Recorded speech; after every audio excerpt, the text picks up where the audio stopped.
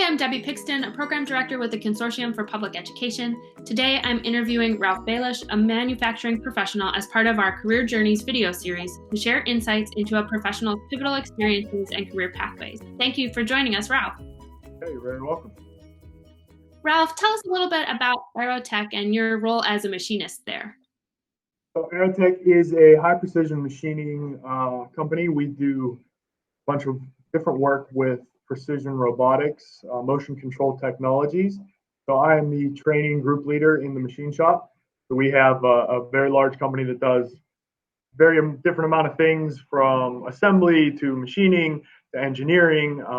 But I work in training our guys coming through the machine shop to build their skills as machinists to help better us and help better themselves. Ralph, tell me, what does a machinist do? A machinist is a very broad category. There's a lot that goes into it, but basically it is metalworking, taking a chunk of material, metal cut on a saw, and turning it into a finished precision part. Something, if you think about like seeing a tree on the side of the road, would be more like a raw piece of material, but then you see a table sitting in your living room would be the finished product. So it would be like taking the raw tree and turning it into the table sitting in your living room. Same concept for us. It's taking raw bars of material or raw stock and turning it into finished quality products that go and get assembled together and used for machinery, different things like that. Like a car would be a good example.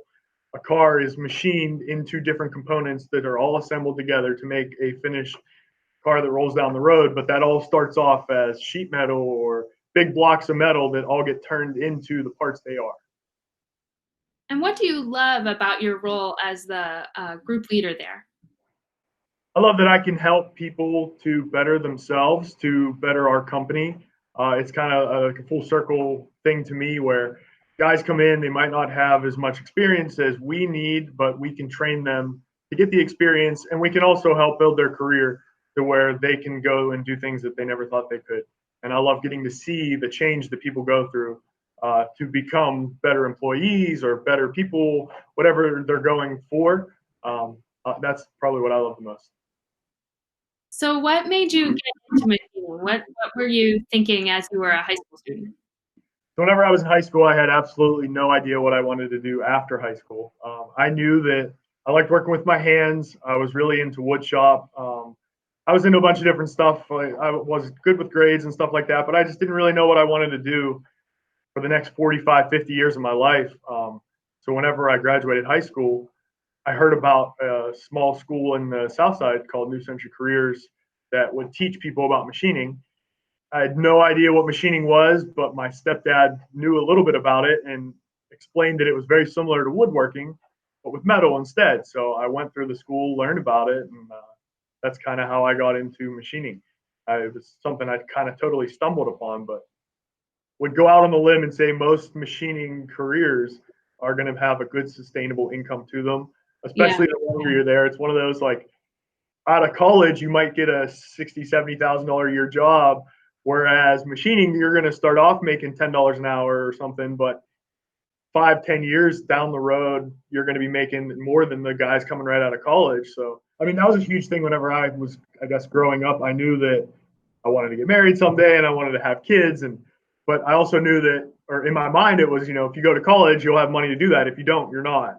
That's kind of how it was portrayed. And I'm the only income in our house, so I'm married and I have 2 kids, and my Yeah. wife is able to stay at home with our daughters and raise them. So I definitely have a sustainable income. And like you said about coming through learning, like I started off here a few dollars above minimum wage, and I've worked to the point where I can make good money and support my family just by pretty much coming to work and doing what's asked of me, and maybe just a little bit more. Yeah.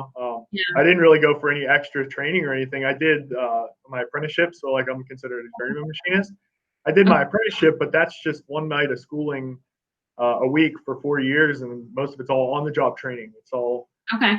done in house, so there's not a lot of sitting behind a desk work to that. It's all mostly logged hours at your company. Machining is a very hands-on skill, a very hands-on trade. It's something that requires a lot of skill into it. It requires some mathematics work. It requires a lot of thinking of what you're doing, taking a blueprint, and turning it into a complete finished part. So I think what makes you the best at that, or would make you a good person to be a machinist, would be having that mechanical mind, wanting to do that kind of stuff. Somebody that takes apart things as a kid or wants to figure out how that works. That's the kind of stuff that I think makes someone good at being a machinist. It's not all just computers for us. It's a lot of learning how things work to get it to come out to a good finished product. What kinds of things should someone in high school be doing either for their coursework or in their extracurricular activities if they think machining might be a good fit for them? I think as a high school student, it would be developing math skills, looking into the different kind of trades industry. So one of the different trade schools around that you could do the half split program with, um, getting into different things with the computer a little bit. So blueprint reading, things like that. Um, Working in the wood shop. Like I said, wood shop to me was kind of my gateway into machining. So I know there's not a lot of metal shops around anymore, but if your school has a option of a metal shop, something like that is going to train you to do exactly what we do here. So aside from that, mathematics play into it, trig, a little bit of calculus, stuff like that. A good piece of advice I think would be to not necessarily focus on what everybody around you might be saying as far as where you should end up in life. There's a ton of different career paths you can go, and it doesn't always have to be college, or it doesn't have to be a trade. It doesn't have to be whatever you might hear if it's not what you want it to be. I think the best advice is do what you think you want to do, or do what you love. I've always been told a job where you don't have to go to work, and if you love what you do, you're not actually going to work at that point. You're going to have fun. And I love what I do, so I don't necessarily think of it as work or dragging myself there. But I think the advice would be think about what you want to do. It doesn't have to be college. There's tons of different trades out there, and focus in on that. So if you make your mind up on something you want to do, pursue it. There's a bunch of different career paths inside of that. And are there other things that you would want to say about other skills that students should have um, to be good as a machinist or any kind of employee? Yeah, so I think one of the big things with that, we call it soft skills. It would be working on the type of employee you are. So the training program that I work with, we're able to take people without much experience and we build them up. It's a 2 to 3 year on the job training experience.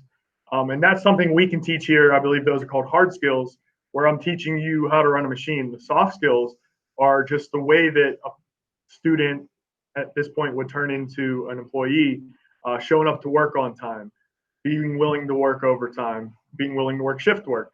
Those are all things that make you a good employee or more employable to an employer. And that's what it ends up looking at for an employee or an employer standpoint, is what the employee is giving us for us to give back to them. So we're able to give people a full term 40, 50 year well-paying career, but we expect a little bit back from that, and focusing in on working on that now will help students so that way they know, showing up to work on time, being willing to work overtime, things like that, being excited about what you're doing, being intrigued by what you're doing daily.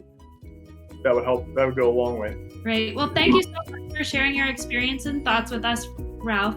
For more information or to learn more about other careers in the Career Journey series, visit our website and check back soon for our next installment.